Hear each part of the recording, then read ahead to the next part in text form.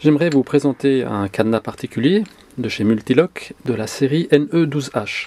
Ici vous pouvez voir, une fenêtre a été découpée pour examiner le mécanisme. Donc c'est donc un modèle de démonstration destiné à voir justement quels sont les éléments qui composent celui-ci, ce cadenas.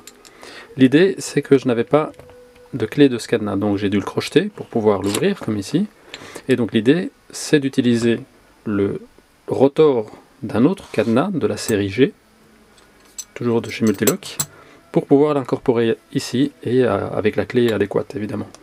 C'est ce qui est très très bien avec les produits Multilock justement, c'est que il y a une compatibilité vraiment très importante sur les différents modèles. Et là c'est ce qui va pouvoir nous aider justement. Alors maintenant l'idée c'est de faire ça assez rapidement, donc de démonter d'abord ces deux vis qui sont ici. Ça va nous permettre de séparer le protecteur. Le protecteur c'est la partie ici supérieure qui entoure la anse en alliage de bord. Le bord est un élément qui est réputé pour être le meilleur durcisseur de l'acier. Alors voilà encore un petit peu la vis. Voilà. Ça nous permet de faire ceci. Vous voyez. Préalablement j'ai enlevé cette vis qui aurait empêché, s'il est encore présente, de retirer la anse.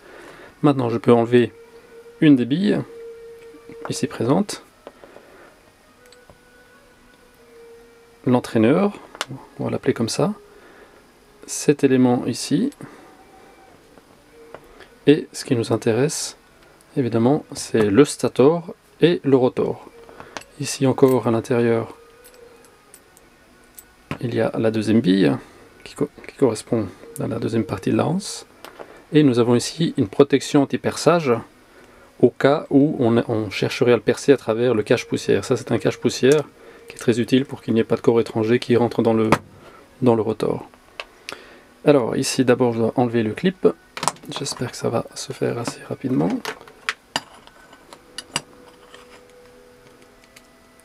Le clip c'est ce qui retient le rotor au stator. Donc je rappelle que le rotor c'est la partie interne qui tourne et le stator c'est la partie externe qui reste fixe.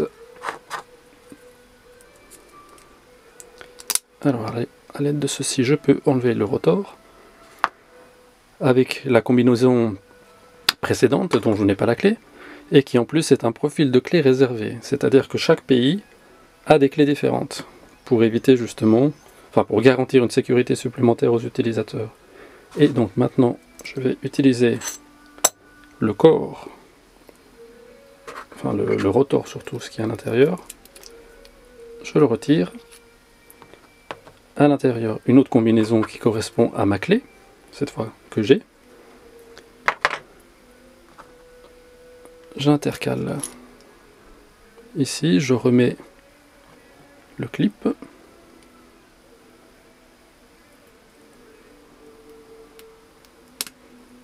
Voilà, comme ceci.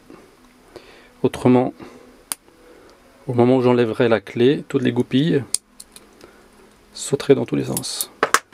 Je teste avec la clé. Il y a bien une rotation. Il ne reste plus qu'à remettre la pastille anti-perçage. On va mettre d'abord la petite bille. Hop.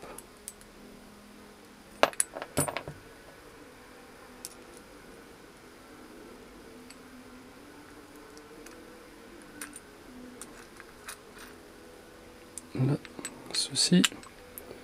Encore. Tchac.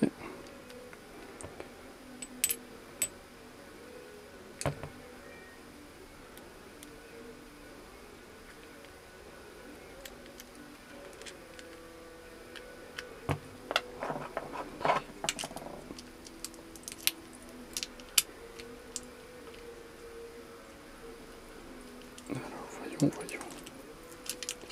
Qu'est-ce que j'ai fait de faux?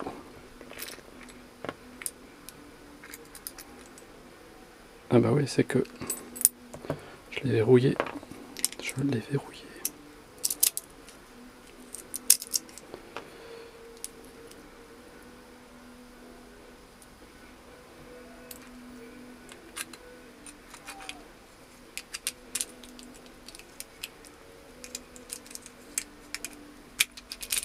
Voilà, là on est bon.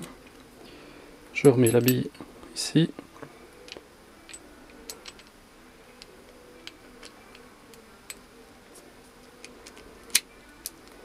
Je tourne comme c'était au départ. Je remets la deuxième bille comme ceci, le entraîneur, et normalement on est bon. Je peux enlever la clé et ça reste verrouillé. Vous voyez, la bille est incorporée maintenant à son emplacement.